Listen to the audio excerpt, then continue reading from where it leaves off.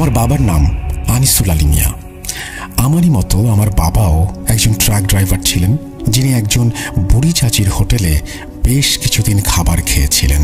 আর সবশেষে যখন তিনি ওই হোটেল আর চাচির ব্যাপারে জানতে পারেন, তখন যেন তার আত্মা কেঁপে ওঠে। ট্রাক ড্রাইভারদেরকে চলতি পথে মাঝে মাঝেই নানা প্রকার সমস্যার সম্মুখীন হতে হয়। বিশেষ করে রাতে ট্রাক চালানোর সময় রাস্তায় কাউকে দেখতে পাওয়া, একই রাস্তায় বারবার ফিরে আসা, চাকার নিচে হাড় ভাঙার মর্মর শব্দ, এসব ট্রাক ড্রাইভারদের কাছে খুবই সাধারণ ব্যাপার। কিন্তু মাঝে মাঝে এমন কিছু ঘটনাও তাদের সাথে ঘটে যা মানুষকে বিশ্বাস করানোই মুশকিল হয়ে দাঁড়ায়। অনেক সময় এমনও হয় কিছু ট্রাক ড্রাইভার পথ হারিয়ে এমন কোনো নির্জন অচেনা পথে চলে যান যেখান থেকে পরবর্তীতে আর কখনোই ফিরে আসা হয় না। তাদের সাথে কি হয়েছে বা তারা কোথায় আছেন সবকিছুই অজানা থেকে যায়। আর যারা ফিরে আসেন তারা সাথে করে নিয়ে আসেন রক্ত হিম করা ঘটনা। নিজেরাই হয়ে যান সেসব ঘটনার এক একটি চরিত্র।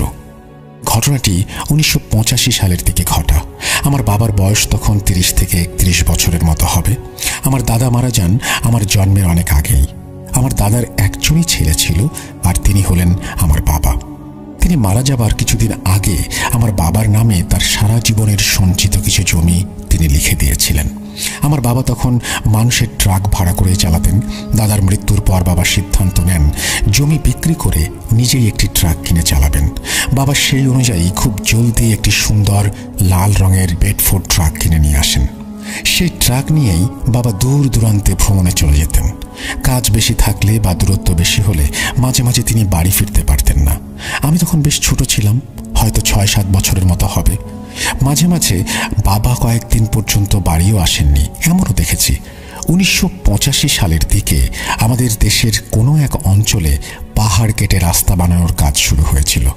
আমি স্থানের নাম উল্লেখ করছি না, কেননা সেটি বেশ পরিচিত একটি স্থান। আমার বাবা সেই রাস্তা বানানোর জন্য ট্রাকে করে বালু, পাথর, ইট এসব আনা নেয়ার কাজ পান। আমাদের বাড়ি বাবার কাজের স্থান থেকে অনেক দূরে থাকায় বাবা সিদ্ধান্ত নেন তিনি এই কাজ চলাকালীন সময় আর বাড়ি ফিরবেন না, একেবারে কাজ শেষ করেই ফিরবেন। তাই তিনি ট্রাকের ভেতরে ঘুমানোর ব্যবস্থা করেন, আর ছোট একটি কেরোসিনের চুলা সাথে নিয়ে যান, হালকা কিছু রান্না করে যেন খেতে পারেন। বাবা এসব সাথে নিয়েই চলে যান তার কর্মস্থলে, আর দ্রুত কাজ শুরু করে দেন। প্রতিদিন ইট পাথর আনতে আনতে রাত ঘনিয়ে আসত। পাহাড় কেটে রাস্তা বানানোর স্থানে দিনের বেলা অনেক মানুষের কোলাহল থাকলেও রাতের বেলা ঠিক ততটাই নিস্তব্ধতা বিরাজ করত, কেননা সেখানে যারা কাজ করত তারা ছিল সেখানকার স্থানীয় বা আশেপাশের এলাকার মানুষ। তাই বাবা কিছু দূর গিয়ে রাস্তার এক কোনায় ট্রাক দাঁড় করিয়ে রেখে সেখানে খাওয়া দাওয়া করতেন আর ঘুমাতেন। প্রাকৃতিক ডাকে সাড়া দেবার জন্য চলে যেতেন পাশের জঙ্গলে। সাধারণত ট্রাকে অন্তত একজন হলেও হেল্পার থাকে, কিন্তু বাবা তার কর্মস্থল আমাদের বাড়ি থেকে অনেক দূরে হওয়ায় এবং সেখানে থাকার কোনো সুব্যবস্থা না থাকায় সাথে করে কোনো হেল্পার নিয়ে যাননি। এভাবেই প্রতি রাতে একা একা ট্রাকে থাকতে হতো। কিছুদিন সময় কেটে যায়। বাবা দিনে কাজ করতেন আর রাতে ট্রাকে ঘুমাতেন। একদিন গভীর রাতে বাবা ট্রাকের ভেতরে ঘুমাচ্ছিলেন।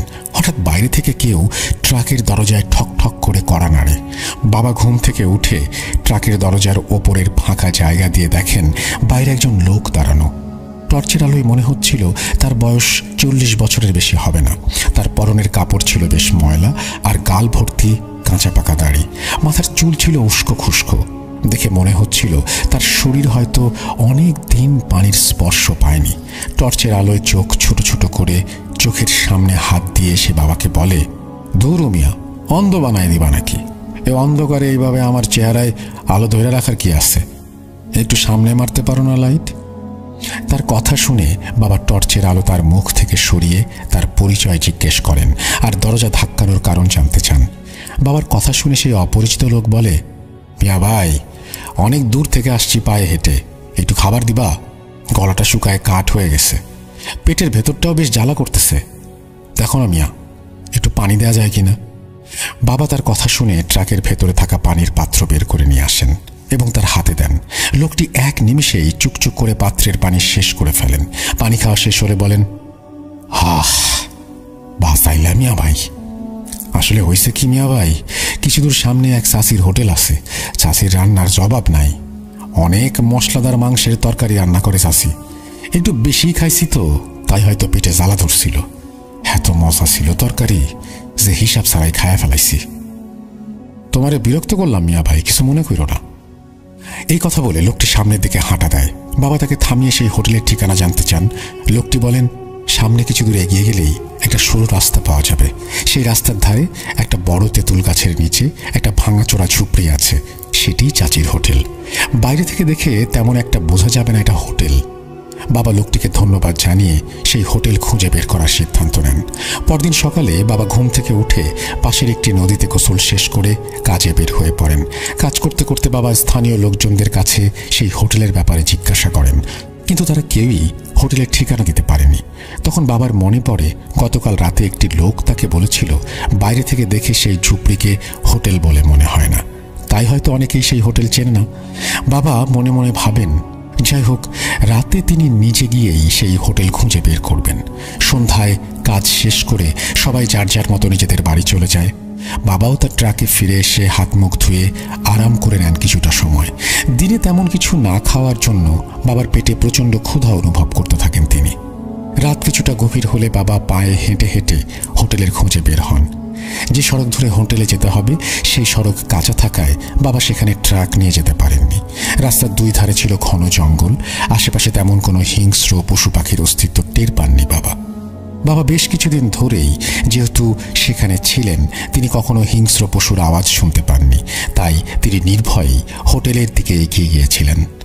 প্রায় 15 থেকে 20 মিনিট হাঁটার পর বাবার নাকে খাবারের তীব্র সুঘ্রাণ আসতে শুরু করে।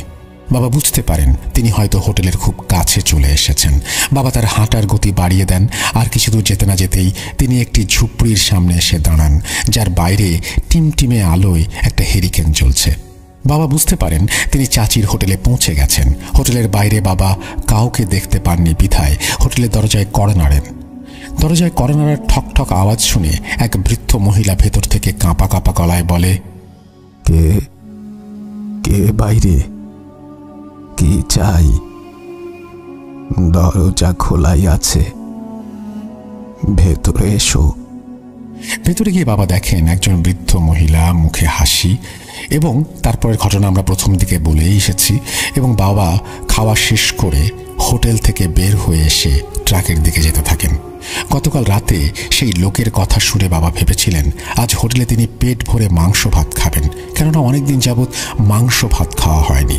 কিন্তু আজকে হয়তো মাংস সবার কপালে ছিল না, তাই কিছুটা মনক্ষুণ্ণ হয়ে ফিরে আসেন বাবা। সেখান থেকে আসার সময় বাবা আশেপাশের জঙ্গলে কিছুর গড়গড় আওয়াজ শুনতে পান। টর্চের আলোতে সেখানে কিছু জঙ্গলি শূকর দেখতে পান। জঙ্গলের ভেতর দিয়ে তারা দৌড়ে চাচির হোটেলের দিকেই যাচ্ছিল, এবং সেটাই মনে হচ্ছিল বাবার কাছে। বাবা ভাবেন হয়তো শূকরগুলো হোটেলের বাইরে পড়ে থাকা খাবারের উচ্ছিষ্ট অংশ খাওয়ার জন্যই সেদিকে ছুটে যাচ্ছে। এভাবে তেমন একটা পাত্তা না দিয়ে তিনি ট্রাকে ফিরে আসেন। ফিরে এসে ট্রাকে ঢুকে চাদর মুড়ি দিয়ে ঘুমিয়ে পড়েন। পরদিন সকালে ঘুম থেকে উঠে তিনি চুলা জ্বালিয়ে ডিম সেদ্ধ আর সাথে আনা কিছু শুকনো খাবার খেয়ে কাজে চলে যান। কিন্তু কাজের মাঝে বারবার তার মাংস দিয়ে ভাত খাবার চিন্তা মাথায় আনাগোনা করছিল। এসব চলাকালীন সেদিনের মতো কাজ শেষ করে বাবা নদী থেকে হাত মুখ ধুয়ে ট্রাকে এসে অল্প বিশ্রাম নিয়ে চাচির হোটেলের উদ্দেশ্যে রওনা দেন। সেদিন বাবা কিছুটা জলদিই রওনা দিয়েছিলেন, কেননা আগের দিন বাবা দেরিতে যাওয়ার জন্য ভালো কিছু খেতে পারেননি। অন্যদিকে চাচি বলেছিলেন আজ তিনি বাবার জন্য বিশেষ মাংস রান্না করে রাখবেন। তাই বাবা দ্রুত পা চালিয়ে হোটেলের দিকে যেতে থাকেন আর মনে মনে ভাবতে থাকেন এখন গেলে নিশ্চিত গরম গরম টাটকা খাবার পাওয়া যাবে, দেরিতে গেলে হয়তো কালকের মতো খাবার শেষই হয়ে যাবে। বাবা খুব দ্রুত চাচির হোটেলে পৌঁছে যান। সেদিনও প্রথম দিনের মতো দ্বিতীয় কোনো ব্যক্তির উপস্থিতি ছিল না।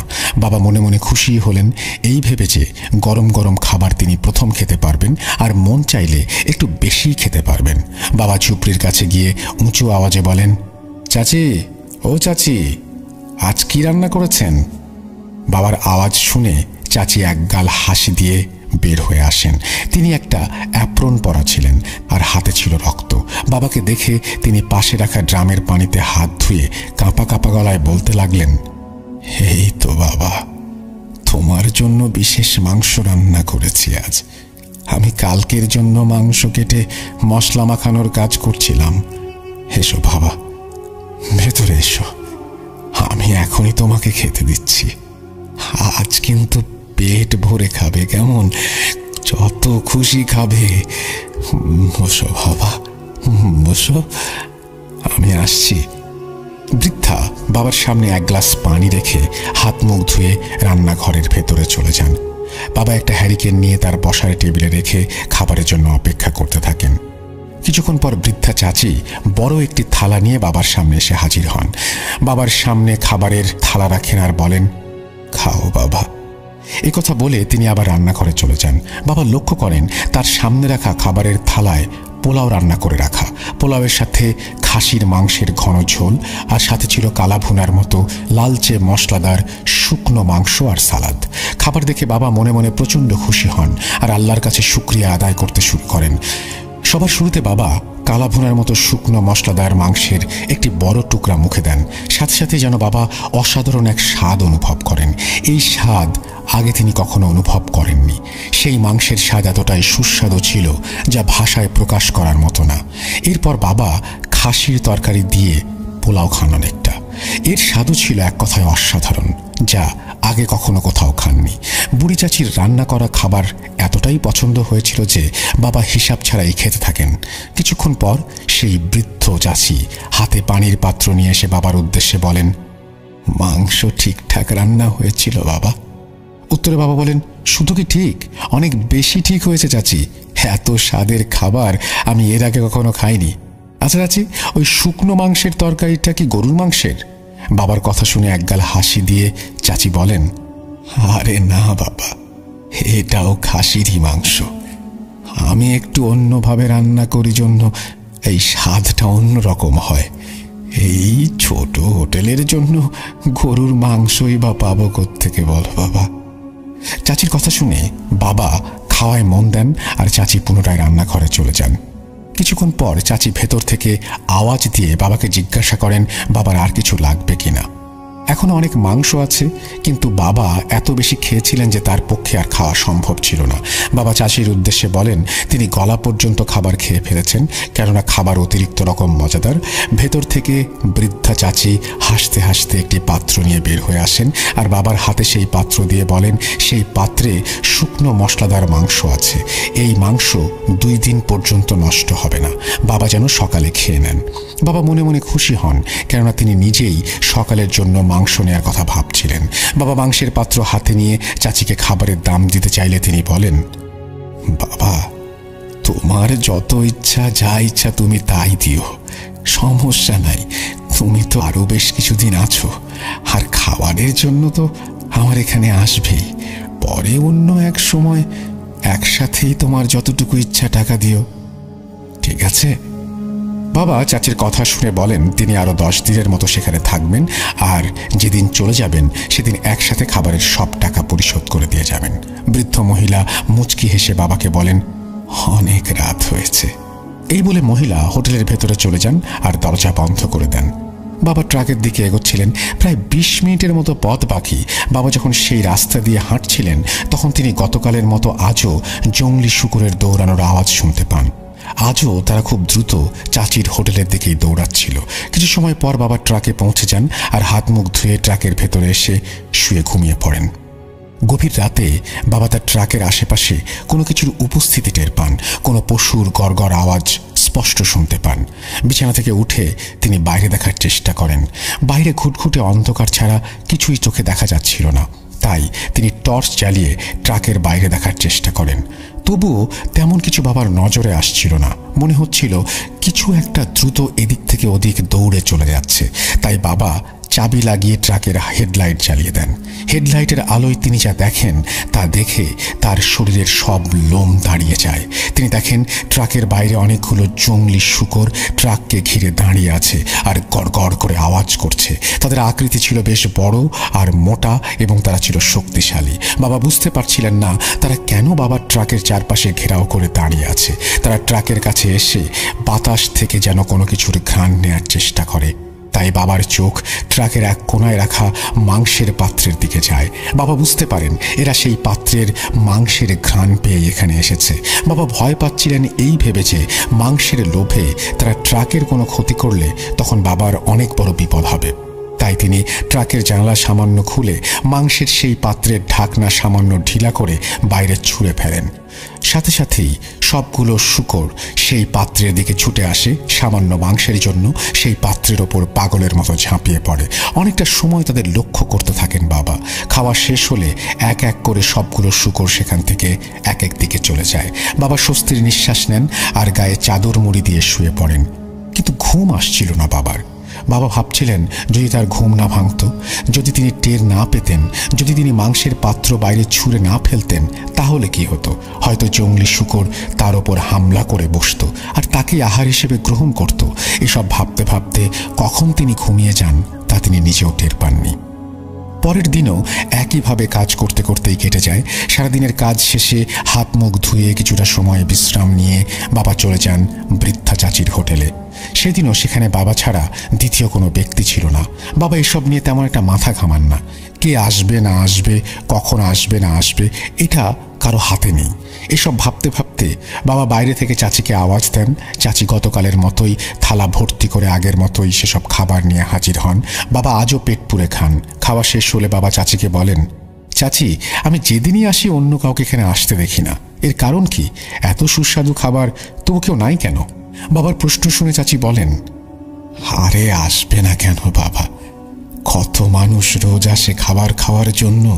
কিন্তু বাবা, এখানে যারা আসে আমি তাদেরকে মেরে চামড়া ছাড়িয়ে সুন্দর করে কেটে ছোট ছোট করে টুকরো করে মশলা মাখিয়ে রান্না করে এখানেই খেয়ে ফেলি। এ কথা বলে চাচি সজোরে হাসেন আর বাবার মুখ মলিন হয়ে যায়। বাবার মলিন মুখ দেখে চাচি বলেন, আরে বাবা, মজা করছি তোমার সাথে। সবাই দিনের বেলাতেই আসে, রাতে এত দূরে এখানে খাবার খেতে কে আসবে বলো? সবাই তো আর তোমার মতো ট্রাকে থাকে না। চাচির কথা শুনে বাবা কিছুটা স্বাভাবিক হন আর হাত ধুয়ে পানি পান করেন। বিদায় নেবার সময় চাচিকে গতকাল রাতে ঘটা জঙ্গলি শূকরের ঘটনা জানান। তিনি চাচিকে বলেন কিভাবে গতকাল রাতে অনেকগুলো মোটা শক্তিশালী শূকর মাংসের গন্ধে ট্রাকের চারপাশে ঘেরাও করেছিল। বাবার কথা শুনে চাচি বলেন, এই জঙ্গলি শূকরগুলো তাকে অনেক বিরক্ত করে। একবার নাকি কিছু খাবার বেঁচে গিয়েছিল যা তিনি তাদের খেতে দিয়েছিলেন। তারপর থেকে তারা প্রায় প্রতি রাতেই মাংসের লোভে চলে আসে। আবার খাবার না পেলে ভাঙচুর করতে শুরু করে। এই কথা শেষ না হতেই চাচি বাবাকে বলেন, বাবা, আজও কি দিব শুকনো মাংস? সকালে খেয়ে নিও। বাবা চাচিকে বারণ করেন। তিনি বলেন, গতকালের মতো আজও তাহলে মোটা শক্তিশালী শূকর তার ট্রাকের সামনে এসে পড়তে পারে। তার থেকে ভালো তিনি একেবারে কাল রাতে এসেই খাবেন। এরপর বাবা সেখান থেকে ট্রাকে ফিরে আসেন। সেদিন রাতেও বাবা আশেপাশের জঙ্গল থেকে সেসব জঙ্গলি শূকরের হোটেলের দিকে দৌড়ানোর আওয়াজ পান। কিন্তু বাবা এসব নিয়ে আজও তেমন ভাবেন না, কেননা বাবার এই ব্যাপারটা আর নতুন কিছু নয়। বাবা যতদিনই খেতে এসেছেন ততদিনই তিনি এই আওয়াজ পেয়েছেন। এভাবেই দিন কেটে যেতে থাকে। বাবা রোজ রাতে চাচির হোটেলে গিয়ে সুস্বাদু মাংসের নানা প্রকার পদ খেতে থাকেন। এভাবেই একদিন রাস্তার কাজ শেষ হয়। কাজ শেষ হবার দিনে বাবা ভাবেন তিনি চাচির হোটেলে গিয়ে খেয়ে তারপর বাড়ির উদ্দেশ্যে রওনা হবেন। ভাবনা অনুযায়ী সেদিন রাতে বাবা চাচির হোটেলে স্বাভাবিকের থেকে একটু দ্রুতই চলে যান। হোটেলে গিয়ে সেদিনও বাবা আগের দিনগুলোর মতোই পেট ভরে মাংস পোলাও খান। খাওয়া শেষ হলে বাবা চাচিকে বলেন কাল থেকে তিনি আর আসবেন না, কেননা রাস্তা বানানোর জন্য তার যে কাজ ছিল তা শেষ হয়ে গিয়েছে। তিনি আজ রাতেই বাড়ির উদ্দেশ্যে রওনা হবেন। এই কথা শুনে চাচির মুখটা কিছুটা মলিন হয়ে যায়। বাবা চাচিকে জিজ্ঞেস করেন তাকে এই কয়েকদিনের খাবারের জন্য কত টাকা দিতে হবে।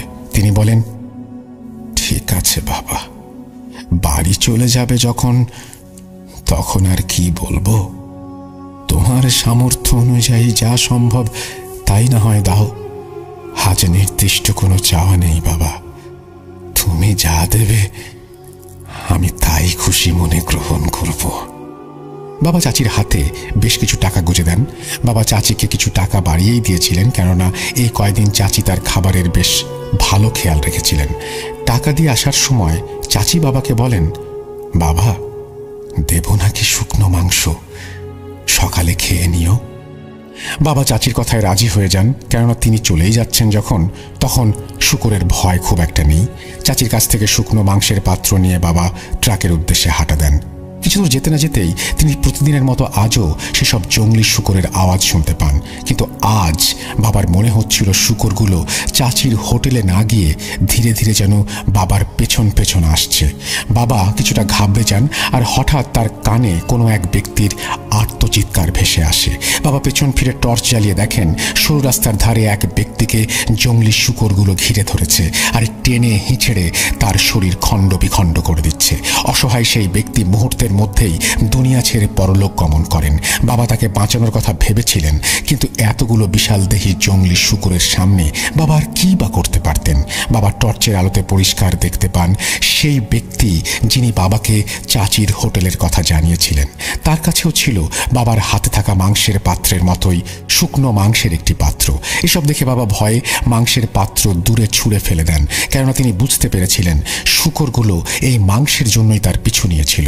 পাত্র ছুঁড়ে ফেলার সাথে সাথে সেই পাত্রের আওয়াজে শূকরগুলো পাগলের মতো সেদিকে ছুটে যায়। সবগুলো শূকর শুকনো মাংসের ওপর রাক্ষসের মতন ঝাঁপিয়ে পড়ে। হঠাৎ পেছনে চোখ যেতেই বাবা দেখেন সেই বৃদ্ধ চাচি মৃত ব্যক্তিটির খণ্ড বিখণ্ড লাশ থেকে মাংস উঠিয়ে একটি পাত্রে রাখছেন আর বাবার দিকে তাকিয়ে হাসছেন। এসব দেখে বাবা সেখানেই বমি করে দেন আর প্রচণ্ড ভয়ে সর্বশক্তি প্রয়োগ করে প্রাণপণে দৌড় দেন। কিন্তু পেছন থেকে দুইটি শূকর তার উপরে ঝাঁপিয়ে পড়ে। বাবা তাদের হাত থেকে নিজেকে বাঁচানোর জন্য অনেক চেষ্টা করেন, কিন্তু শূকর দুটো বাবার বাম হাতে কামড় বসিয়ে দেয় আর হ্যাঁচকা টান দিয়ে বাবার বাম হাত শরীর থেকে আলাদা করে ফেলে। বাবা তবুও বাঁচার জন্য অসহনীয় ব্যথা সহ্য করে দৌড়াতে থাকেন। তিনি খেয়াল করেন এসব ঘটনা তার ট্রাক যেখানে তার আশেপাশেই ঘটে চলেছে। কোনো রকমে নিজেকে বাঁচানোর জন্য ট্রাকে উঠে বাবা দেখেন বৃদ্ধ মহিলা বাবার বাম হাত তুলে মহিলার কোমরে থাকা পাত্রে রেখে দিলেন আর বাবার দিকে তাকিয়ে একগাল হাসি দিয়ে বললেন, বাবা, দেব নাকি শুকনো মাংস? সকালে খেয়ে নিও।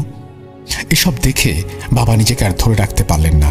তিনি ট্রাকে এসে চাদর দিয়ে হাত মুড়িয়ে রক্তক্ষরণ বন্ধ করার চেষ্টা করেন, কিন্তু অনেক রক্ত বের হয়ে যাওয়ার কারণে তিনি জ্ঞান হারান। জ্ঞান ফিরে এলে তিনি নিজেকে একটি হাসপাতালের বিছানায় দেখতে পান। বাবাকে তার ট্রাকে করেই বাড়ি আনা হয়। বাড়ি আসার পর থেকে বাবা কখনোই স্বাভাবিক ছিল না। এসব ঘটনা সম্পূর্ণ বলতে বাবার অনেক দিন সময় লাগে। বৃদ্ধ সেই মহিলা বাবাকে কেন প্রথমবার শুকনো মাংসের পাত্র দিয়েছিল বাবা তা শেষ পর্যন্ত বুঝতে পারেন। বৃদ্ধ চেয়েছিল শূকর ওই ব্যক্তির মতো বাবাকেও যেন মেরে ফেলে, আর সে বাকিদের মতোই বাবার সাথেও থাক সেসব কথা। বাবা এরপর আর বেশি দিন বাঁচেননি। বাবা তার শেষ দিনগুলোতে বারবার দরজার দিকে তাকিয়ে বলতেন সেই বৃদ্ধা দরজার বাইরে দাঁড়িয়ে আছে। বাবা মাঝে মাঝে ঘুম থেকে জেগে উঠতেন, প্রচণ্ড জোরে চিৎকার করতেন আর বলতেন সেই মহিলা তার স্বপ্নে আসে। বাবা খেতেও পারতেন না। খেতে গেলেই তিনি শুনতে পেতেন কেউ তাকে বলছে, বাবা, দেব নাকি শুকনো মাংস? সকালে খেয়ে নিও। এই বলে বদরুল মিয়া তার ঘটনা শেষ করেন। প্রিয় লিসেনার্স, এই ছিল ঘটনা। ঘটনা বলার সময় বদরুল মিয়া খুবই অগোছলাভাবে ঘটনাটি বলেছিলেন। যতটুকু সম্ভব হয়েছে আমি গুছিয়ে লেখার চেষ্টা করেছি। জানি না কতটুকু পেরেছি। আশা করি আপনাদের ভালো লাগবে। আপনাদের ভালো লাগলেই আমার লেখা সার্থক। আর যারা ঘটনাটি শেষ পর্যন্ত মনোযোগ দিয়ে শুনেছেন তাদেরকে অসংখ্য ধন্যবাদ জানাই। ইনশাল্লাহ খুব দ্রুতই আবার নতুন কোনো ঘটনা নিয়ে হাজির হব। ততদিন পর্যন্ত ভালো থাকুন, সুস্থ থাকুন, ভূত.com এর সাথেই থাকুন। এই ছিল ঘটনা এবং এই ঘটনাটি আপনারা শুনলেন। আমি জানি না যে কেমন লেগেছে আপনাদের। যদি ভালো লাগে অবশ্যই আমাদের জানাবেন, যদি ভালো না লাগে সেটাও আমাদেরকে জানাবেন। আমরা প্রথম থেকে শেষ পর্যন্ত ঘটনাটা পড়লাম। ঘটনাটা ওই যে বললেন প্রথমে যে ঘটনাটা এত অস্বাভাবিক, মাঝে মাঝে মনে হয় সত্যি কি মিথ্যা, এই প্রশ্ন চলে আসে। তো এই ধরনের ঘটনা আমি কি বলবো, যে আমি ভূত FM বলেন, ভূত.com বলেন, এরকম জায়গায় কাছাকাছি ধরনের ঘটনা কিন্তু আমি পেয়েছি। সো আপনারা হয়তো শুনেছেন। এখন অনেক মানুষ যখন একই ধরনের ঘটনা বলে, সেই ঘটনা আবার সত্যি না মিথ্যা, এই ব্যাপারটা ভাবতে গিয়েও একটা দ্বিধাদ্বন্দ্বের মধ্যে পড়তে হয়। যাই হোক, মিথ্যা না সত্য সেটা একদমই বিচার করার ভার আপনাদের ওপরে। আমরা চলে যাব আমাদের পরবর্তী ঘটনায়।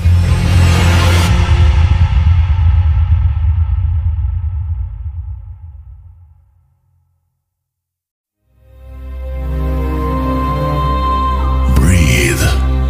Hold your fear until this hell ends. Back. আপনাদের সবাইকে স্বাগত জানাচ্ছি আমি রাসেল। আশা করছি আপনারা সবাই ভালো আছেন, ভালোর দলে আছেন। আমরাও ভালো আছি, ভালোর দলে আছি। এবং হ্যালোইনের স্পেশাল এপিসোড আপনারা শুনছেন। সেই হ্যালোইনের স্পেশাল এপিসোড থেকে আপনাদের পড়ে শোনাচ্ছি। আমাদের ইমেল অ্যাড্রেস আপনারা নিশ্চয়ই জানেন। আমাদের ইমেল অ্যাড্রেস হচ্ছে russell.booth.com@gmail.com। আপনারা চাইলে সেখানে আমাদের সাথে যোগাযোগ করতে পারেন এবং আমাদেরকে ঘটনা পাঠাতে পারেন। আর সেই সাথে আমাদের ফেসবুক পেজ এবং ইউটিউব চ্যানেলগুলোতেও আপনারা সংযুক্ত থাকবেন বলেই আশা করি। আমরা চলে যাচ্ছি আমাদের ঘটনায়। যেভাবে লেখা আছে আমি সেভাবেই পড়ে শোনাচ্ছি। আসসালামু আলাইকুম রাসেল ভাই, জানি আপনি সবসময় ভালোর দলে থাকেন। আমি মোহাম্মদ মামুন, আমার বাড়ি নোয়াখালী জেলা, সেনবাগ থানা, গোপালপুর গ্রামে। আমি ভূত.com-এর একজন নিয়মিত শ্রোতা। সবসময় লাইভ শুনতে পারতাম না বলে ইউটিউব থেকে ডাউনলোড করে শুনি। আমি বাংলাদেশ সেনাবাহিনীতে চাকরি করি। আমি আগেও ভূত এফএমে একটি স্টোরি দিয়েছিলাম, কিন্তু কোনো কারণে আমার স্টোরিটা সিলেক্টেড হয়নি। আমি সবসময় চেষ্টা করি ভূত.com শুনতে এবং ভূত.com-এ স্টোরি শেয়ার করার জন্য, কিন্তু আমার সময়ের জন্য শেয়ার করা সম্ভব হয় না। যাই হোক, আজকে আমি এক বনের ভয়ঙ্কর জিনের সমস্যা এবং তার চিকিৎসার ঘটনা আপনাদের সাথে শেয়ার করব। ভালো লাগলে পড়ে শোনাবেন। উনি আমার সাথে যেভাবে শেয়ার করেছেন ঠিক সেভাবেই বলছি।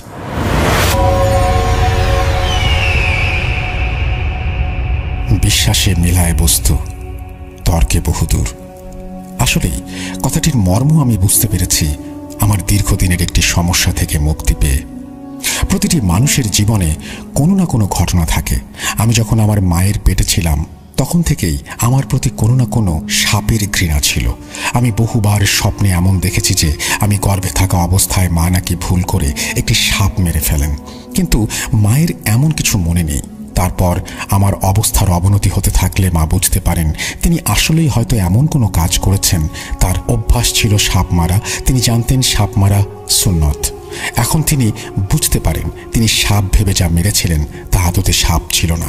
এই সাপ মারার পর মা বিভিন্ন সময় অসুস্থ থাকতেন। আমি জন্মের পর থেকে নানা রোগ শোকে ভুগতে থাকি। 2-1 দিন পরপরই আমাকে ডাক্তারের কাছে নিতে হতো। খাওয়া দাওয়ায় আমার তেমন রুচি ছিল না। ছোট থেকে নানা কিছু স্বপ্নে দেখতাম, রাতে দেখে দিনের বেলা ভুলে যেতাম। স্বপ্ন নিয়ে তেমন ভাবনাও ছিল না। ধীরে ধীরে সেই স্বপ্নই আমাকে সুস্থ হতে সাহায্য করেছে। যখন থেকে স্বপ্ন মনে থাকতো তখন পরিবারের সাথে এগুলো বলতাম। ছোটবেলা থেকেই আমার বেশ মন খারাপ থাকতো, আমার মেজাজও গরম থাকতো। আমি কাউকে সহ্য করতে পারতাম না, এমনকি মাকেও সহ্য হতো না। এভাবে চলতে থাকে কয়েক বছর। যখন 10ম শ্রেণীতে পড়ি তখন বাসায় নানা রকম স্বপ্নের কথা বলতাম। তখন স্বপ্ন দেখলে মনে থাকতো। আমি স্বপ্নে সাপ দেখতাম রোজ, তারা ক্ষতি করতো না। আরও দেখতাম সাপরা আমাকে ঘিরে এমন কোথাও নিয়ে যাচ্ছে যেখানে আমি কখনোই যাইনি। আমার খুব ভালো লাগতো, তাই পরে এসব কথা কাউকে বলিনি। এভাবে সাপের প্রতি আমার মায়ের চেয়েও বেশি আকর্ষণ তৈরি হয়। সবসময় সাপ, কবুতর, কুকুর, পেঁচা ইত্যাদি দেখতাম স্বপ্নে। এমনকি পরীক্ষার হলে লেখার সময়ও দেখতাম কলমের মাথায় সাপ বসে আছে। তখন আমি সব কিছু ভুলে যেতাম। পড়ে আসা পড়া কিছুই মনে করতে পারতাম না। আর আমার ধৈর্যও কমে যেতে লাগলো। রাগ এবং জেদ বাড়তে শুরু করলো। পরিবারের মানুষজন থেকে দূরে সরে যেতে লাগলাম। একা একা থাকতে ভালো লাগতো। কোনো পারিবারিক অনুষ্ঠান, বিয়ে, হইচই ভালো লাগতো না। কারোর সাথে মিশতে পারতাম না, মন খুলে কথা বলতে পারতাম না, রাস্তায় চলাচল করতে পারতাম না। গাড়ির সাথে ধাক্কা লেগে যেত। বেশিরভাগ সময় কলেজ থেকে আসার সময় যে পুকুরগুলো পড়তো সবগুলোতে রাস্তা থেকে সাপ দেখতে পেতাম, যা আর কেউ দেখতো না। আমার জীবন এভাবেই কাটতে থাকে। আরও কয়েক বছর পর আমাকে আমাদের বাড়ির সামনের এক ফকিরের কাছে নিয়ে যাওয়া হয়। তিনি আমাকে দেখে বলেন আমার সাথে খারাপ জিন আছে। সেখান থেকে আমাকে 2টা তাবিজ দেওয়া হয়। আমি একটা গলায় এবং অন্যটি হাতে পরার জন্য ব্যবহার করি। আমাকে পানি পড়া ও তেল পড়াও দেওয়া হয়। এভাবে চলতে থাকে। 1 মাস পর্যন্ত আমার মধ্যে কোনো পরিবর্তন এলো না। এরপর এলাকার ইমাম সাহেবকে আমাদের বাসায় ডেকে নিয়ে আসা হলো। তিনি আমার কথা শুনে ভাবলেন হয়তো আমি খারাপ স্বপ্ন দেখি, তাই ভয় পেয়ে এমন আচরণ করছি। কিন্তু সব কথা শোনার পর আমাকে পানি পড়া, মধু ও তাবিজ দেন। সাথে সাথে দুপুর 12টার আগেই তার দেয়া পানি পড়া দিয়ে গোসল করতে বলেন আর ভর দুপুরে কোনোভাবেই বাইরে যেতে মানা করেন।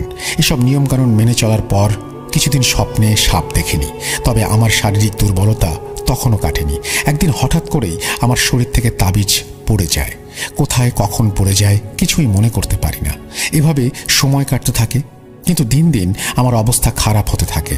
এরপর আমাকে মাদ্রাসার এক হুজুর দেখানো হলো। তিনি আমার সব সমস্যার কথা শুনে আমাকে পানি পড়া ও সরিষার তেল পড়া দিলেন এবং 10টি কাচের প্লেটে কিছু লিখে দেন যেগুলো ধুয়ে পানি পান করতে হবে। এসব মেনে চলার পরেও আমার অবস্থা খারাপের দিকে যেতে থাকে এবং আমি অজ্ঞান হয়ে থাকি। এইসব নিয়মকানুন আমার বড় ভাই এবং আমার চাচা করিয়েছেন। পরে তাদের কাছে সব শুনেছি। আমি অজ্ঞান থাকাতে ওনারা ভয় পেয়ে যান। আমার বড় ফুপার মাধ্যমে মিরপুরের এক কবিরাজের সন্ধান পাওয়া যায়। তিনি জানান তিনি দূর থেকেই নামের ওপর চিকিৎসা করতে পারেন। আমার সুস্থতার জন্য পরিবারের সবাই এতটাই ব্যাকুল ছিল যে যাই বলতো তাই মানার চেষ্টা করত। সেই পথ্য দেন 1 মাস ঘর থেকে বের হওয়া যাবে না, ঘরে গোসল থেকে শুরু করে যাবতীয় কাজ করতে হবে, আর তার দেয়া মাটির হাঁড়ি ভেঙে পানি পান করতে হবে এবং গোসল করতে হবে। সবকিছু ঠিকমতো করা হলেও আমার কোনো উন্নতি হলো না। কবিরাজের সাথে যোগাযোগ করা হলে তিনি বললেন তিনি জিনদের আটকানোর বোঝানোর চেষ্টা করেছিলেন, কিন্তু তারা কোনো কথাই শোনেনি, বরং জিনটা তাকে মারধর করে অসুস্থ করে ফেলেছে।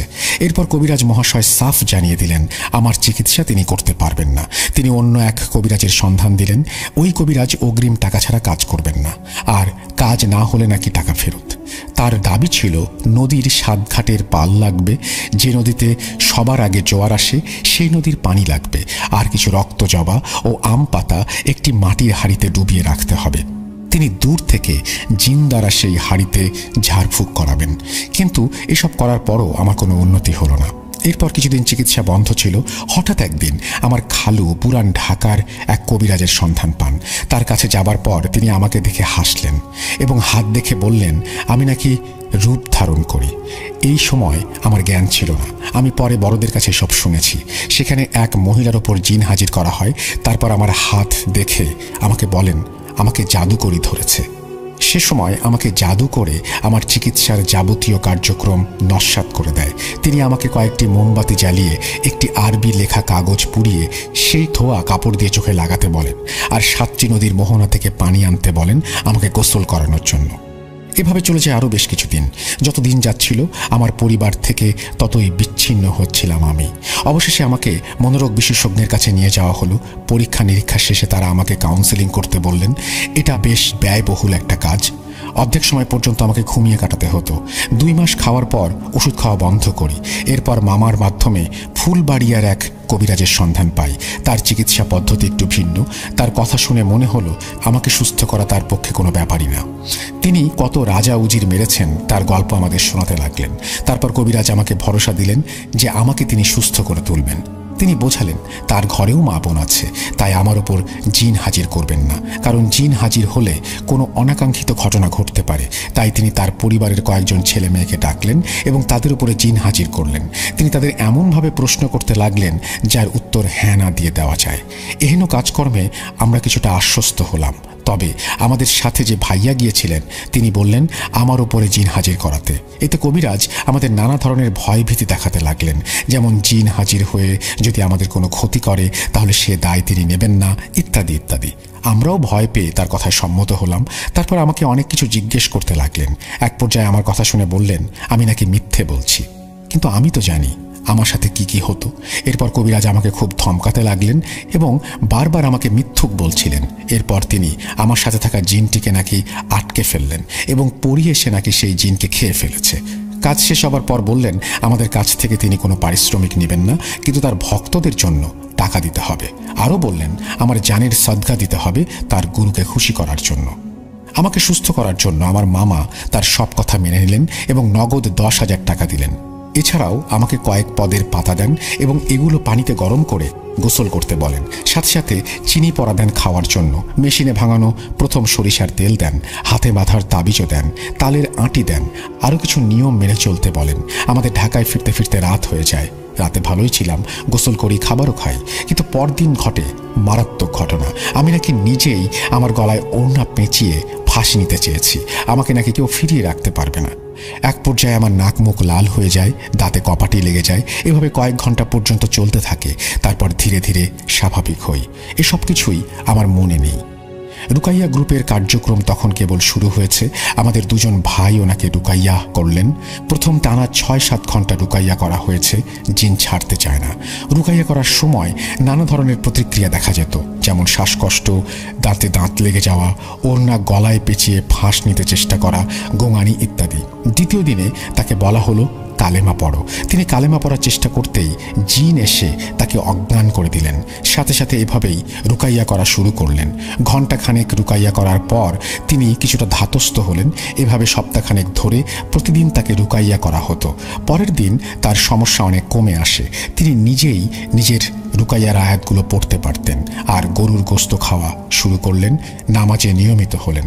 আস্তে আস্তে স্বাভাবিক জীবনযাপন করতে লাগলেন। ঘটনার প্রায় 4 বছর পার হয়ে গেছে। উনি ভালোই আছেন। এখনও তিনি আল্লাহর কাছে দোয়া করেন কখনো যেন সেই সমস্যা ফিরে না আসে। আমরাও তার জন্য দোয়া করি। আল্লাহ কবুল করে নিন। আমিন। এই ছিল আমার ঘটনা পড়ে শোনাবেন। ধন্যবাদ সবাইকে।